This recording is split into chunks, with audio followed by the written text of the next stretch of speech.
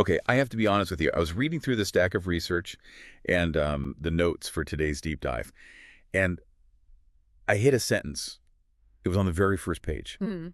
and it made me want to just close the laptop and walk away. That is a strong reaction. What was the sentence? It was in bold letters right at the Hmm. top. It said, "Disease does not begin in the body." Hmm.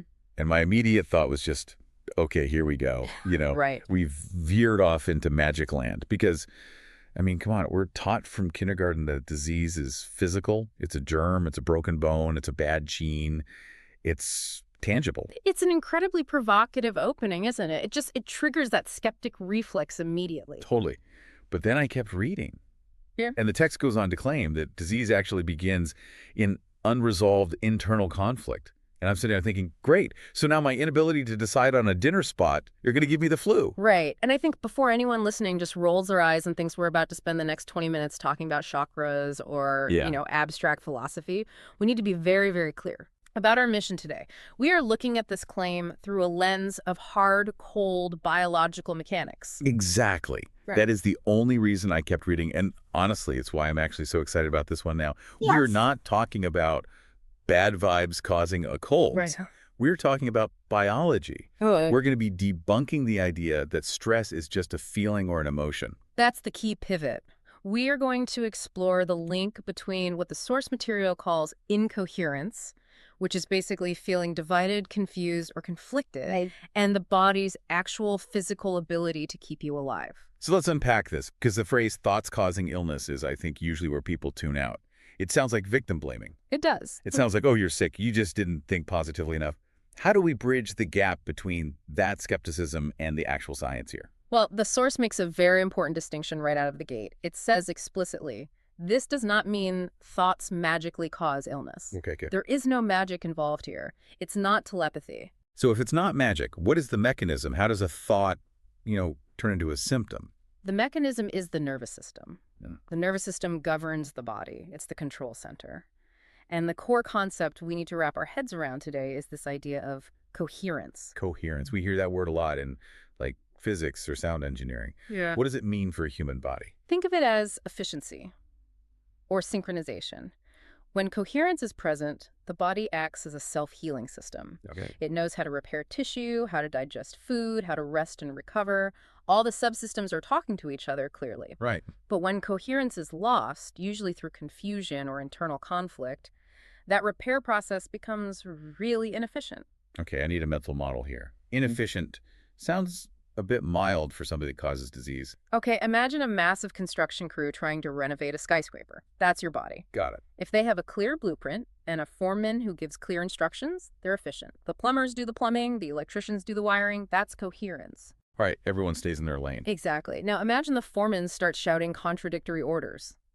Build a wall here. No, tear it down. Put a window in the floor. Chaos. Or imagine half the crew thinks they're building a library and the other half thinks they're demolishing the building. It's absolute chaos. The plumber's installing pipes in the elevator shaft. Right. The electrician is wiring the bathtub. Nothing gets fixed, and the structural integrity starts to fail. That is incoherence. And in the body, that shouting foreman is what the text describes as confusion. So confusion isn't just a mental state of, I don't know what to do. It's a physiological signal that scrambles the instructions to the cells. Precisely. Confusion creates stress. And here's the crucial point that I think changes how we view health entirely. Stress is not an emotion. Yes. This was the huge aha moment for me. I highlighted this 3 times. Stress is not an emotion. It is a biological state. And we need to really let that sink in. We tend to say, oh, I feel stressed, the same way we say I feel sad or I feel hungry. But biologically, they are different beasts. Stress is a state where the body shifts priorities. It prioritizes survival over maintenance. It's emergency mode. It is. If your house is on fire, you don't worry about painting the walls or fixing that leaky faucet in the guest bathroom. Right. You worry about putting the fire out. You drop everything else. And what the source is saying is that when the body enters that survival state, It shuts down or deprioritizes anything that isn't immediately necessary for fighting or running away. Exactly. And this isn't subtle. It's a massive physiological shift. The source gave a list of exactly what gets shut down or altered, and honestly, it's kind of terrifying when you see it all laid out. It is. I think we need to go through this list item by item because it makes this abstract concept very, very real. Let's do it, because this is the cost of that incoherence we talked about. Okay, first up, digestion. Yeah. We all know we get a stomach ache when we're nervous, but this is more than that, right? Oh, much more. When you enter that survival state, your body literally shunts blood flow away from your gut and sends it to your muscles. Right. It says, we don't need to absorb nutrients right now, we need to run. So digestion literally stops. You stop absorbing what you need. So you could be eating the healthiest diet in the world, organic everything, but if you're in this state of incoherence, your body isn't even using it. Correct. It's passing right through, or it's fermenting because the machinery is turned off. Wow. Okay, next on the list, the immune response. This one seems counterintuitive to me. Wouldn't you want your immune system to be more active in an emergency? You would think so, but not if the emergency is a tiger.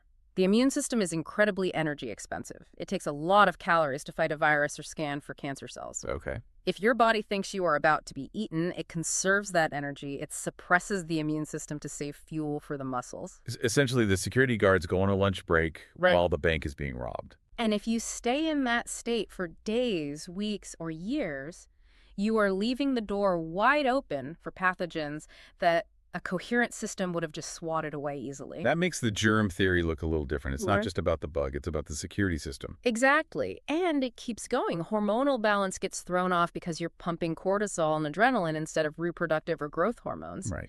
Sleep cycles are disrupted because, biologically, you shouldn't sleep when you're in danger. And the one that really stood out to me, cellular repair. This is the big one for chronic disease. Your body is constantly breaking down. Cells die, tissues wear out.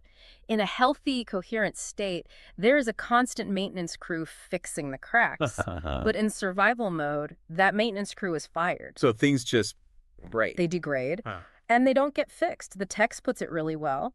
Feeling bad is not weakness. It is information that something inside is not aligned. I love that refrain. It's not a moral failing. It's just data. But here's where it gets really interesting. Or maybe really stupid, depending on how you look at it. The source talks about the same signal problem. This is the fundamental flaw or feature, depending on your view of the human operating system in the modern world. Right. The body does not distinguish between an emotional threat and a physical threat. I found this hilarious and terrifying at the same time. So as I'm hiking and I see a bear, my body goes into the survival mode. Heart pumps, digestion stops, inflammation rises. Makes sense. Right, that saves your life. But if I'm just sitting at my desk, sipping lukewarm coffee, and I get an email from my boss that says, we need to talk. To your nervous system, the signal is exactly the same. That is wild. It is the same chemical cascade. The amygdala fires, the adrenals pump. Your body prepares to fight the bear. But there is no bear. It's just an awkward conversation. So biologically, my body is treating an unread Slack message like a grizzly bear. That is so incredibly inefficient. It is. Because one of those threats can kill you in seconds. The other is just social friction. But the body is ancient. It treats uncertainty as a threat to survival. Right. And this brings us to the concept of ongoing confusion. The source describes this as not knowing what is true, not knowing who to trust, or not knowing how to respond. Being in limbo. Yes. And when you are in that state, the body stays alert. And here's the kicker. Alert systems are not designed to stay on indefinitely. Right. A fire alarm is meant to ring for 10 minutes, not 10 years. Exactly. Chronic activation leads to wear. It's mechanical physics. If you run your car engine in the red zone, maximum RPMs for a week straight, things are going to break. Yeah. Not because the car is bad or weak, but because it's not being used how it was designed. So to circle back to that opening sentence, disease does not begin in the body. What they're really saying is that the confusion starts the engine revving in the red zone. The disease is just the engine finally blowing a gasket 3 years later. Precisely. The confusion keeps the body in a state where it creates the vulnerability for illness to take hold. Okay, I want to pause here and play devil's advocate. Yeah. Because I can hear the listeners right now. They're thinking, okay, are you saying that all disease is just emotional? Right. That if I get cancer, it's because I was conflicted about my job. That sounds incredibly dangerous. You are absolutely right to push back on that, and that is the danger of this topic. It can sound like we're dismissing reality. Right. Like, what about genetics? What about pollution? What if I step on a rusty nail? That's not internal conflict. That's a nail. The source material is actually very grounded on this. It explicitly says this does not mean every disease has a single emotional cause. It acknowledges that genetics, environment, pathogens, injury, chance, all those things absolutely exist. Okay, good. So we aren't ignoring gravity or germs. Not at all. You can be exposed to a virus, you can have a genetic predisposition. The text doesn't deny the external world. I sense a butt coming. But internal incoherence determines how the body responds to those factors. This is the terrain theory idea. The seed matters, but the soil matters more. The differentiator. Exactly. The text gives a scenario. Two people can face the exact same condition. Maybe they're both exposed to the same flu virus, or they both have the same minor injury. One recovers in 3 days, the other develops a chronic condition or deteriorates. We see this all the time. Two people get COVID. One has the sniffles, the other's in the hospital. And we usually just call it luck. But from a regulatory standpoint, the difference is often the internal environment. If one person's system is coherent, if the construction crew is doing maintenance, the security guards are on duty, it can handle the threat. Right. It identifies the virus, neutralizes it, and repairs the damage. And if the other person is in that chronic activation, that survival mode, their resources are depleted. The security guards are gone, the maintenance crew is fired. The body simply cannot mount the defense. So the variable isn't necessarily the germ, the variable is the regulation. Internal incoherence determines the body's capacity to respond. That really shifts the responsibility in a good way, I think. It means we have some leverage. It does, and this really shines a light on things like autoimmune conditions. I wanted to touch on that because the source mentions it specifically, and autoimmune issues are just skyrocketing right now. They are. Usually we think of autoimmune disease as the body going rogue, just attacking itself for no reason. Like a glitch in the software. That is the common narrative. But the source reframes this beautifully. It suggests that autoimmune conditions often reflect confusion at the regulatory level. Confusion again, the foreman shouting wrong orders. Yes. The system has stopped distinguishing correctly between self and threat. It's not attacking itself out of malice, it's attacking because the signaling is confused. It's a case of mistaken identity caused by a hyper-alert system. The body is so ramped up, so desperate to find the enemy, that it starts shooting at the civilians. And what about inflammation?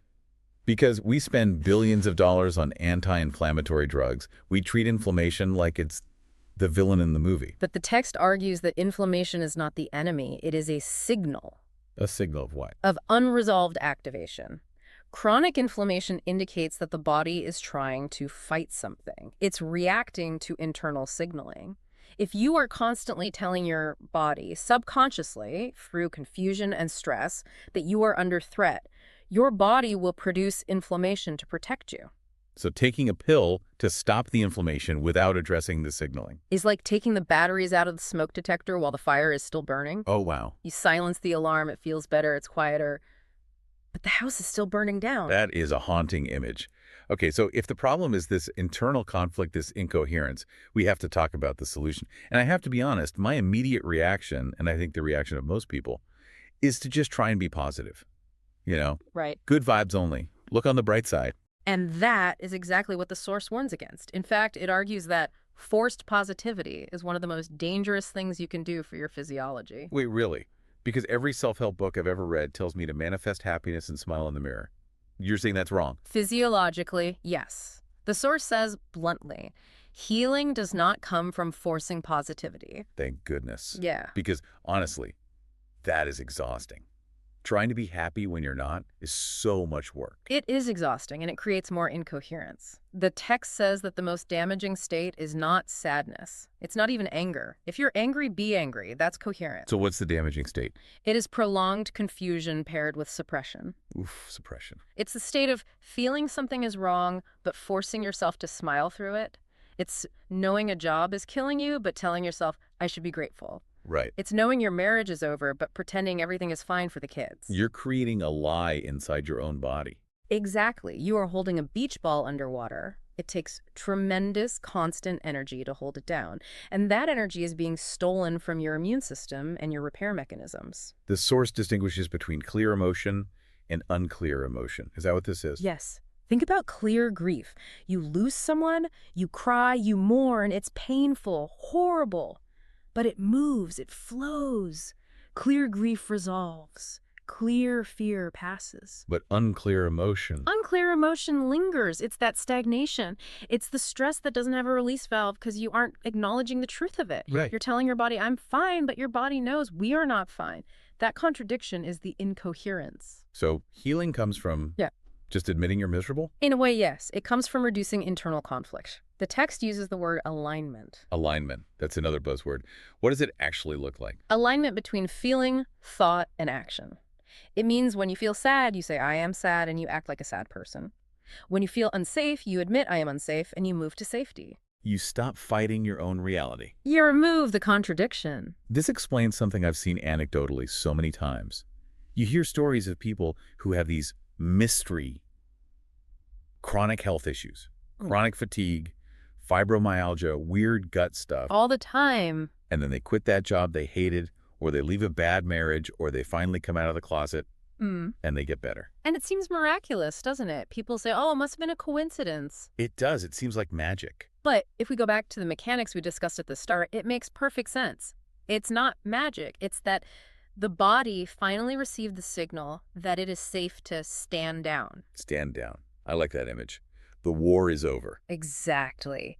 When you leave the divided situation, or when you finally admit the truth to yourself, the survival alarm turns off. Right. And when the alarm turns off, the body shifts back from survival mode to maintenance mode. The blood goes back to the gut. The hormones regulate. And the maintenance crew comes back to work. And that's when the repair resumes.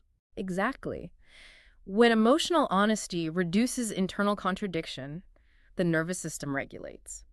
When the nervous system regulates, the immune system stabilizes. And when the immune system stabilizes, repair resumes. It's a cascade. It is a positive cascade. The body wants to heal. That's a key takeaway for me. The body is always trying to get back to balance. Yeah. It's not fighting you. It just struggles when the system it lives in your life, your mind, is sending it impossible contradictory instructions. It's like trying to drive a car with the parking brake on. The car works fine, the engine is strong, but you're forcing it to work against itself. And eventually the brakes burn out. Not because the car is broken, but because of the resistance. Alignment is just taking the parking brake off. You know, what I find really empowering about this perspective is that it changes the definition of health. We usually think of health as nothing is wrong with me. Perfection. Yeah, perfections, looking good in a swimsuit. But the source gives us a much more realistic definition. It says, health is not perfection. It is adaptability. Adaptability. Life is always going to throw things at you. Viruses, stress, injuries, bad news. You can't avoid the bears or the emails. Health is the ability to adapt to those things and recover. And the source argues that adaptability requires coherence. You need to be together, literally, coherent, sticking together to adapt. Precisely. If you are fragmented, if you are fighting yourself, you have no resources left to adapt to the outside world. You break under pressure instead of bending. So if we look at the big picture here, we've gone from this scary idea that disease is internal conflict to a really mechanical understanding. Confusion leads to biological stress. Biological stress shuts down repair. And clarity, even painful clarity, restores the ability to repair. It's interesting because it takes the morality out of it. I think that's crucial. It does. This isn't about blame. The text explicitly says this is not blame, it is mechanics. I think that's so important for listeners to hear, because if you're sick, the last thing you need is someone telling you it's your fault because you aren't aligned enough. Absolutely. It's not a judgment on your character. It's an explanation of the load the system is carrying. Yeah. It helps us understand why we might be stuck, not that we are bad for being stuck. It brings it back to physics almost. Friction. If you have internal friction, you have heat. You have wear and tear. And reducing that friction by being honest, by making choices that align with your reality, improves health because regulation returns. Regulation restores balance. Balance allows repair. It's a simple formula, but man, it is hard to live by. Simple but not easy. It requires courage. It requires the courage to stop suppressing and start acknowledging what is actually happening inside you. Yeah. It requires the courage to disappoint people or change your life to stop the internal war. But the payoff is that your body gets to go back to doing what it does best. which is healing. This has been such a fascinating look at the bridge between our minds and our biology. It's not two separate things, it's one system. One continuous loop. As we wrap up, I want to leave you with one final thought from this deep dive that's really been sticking with me.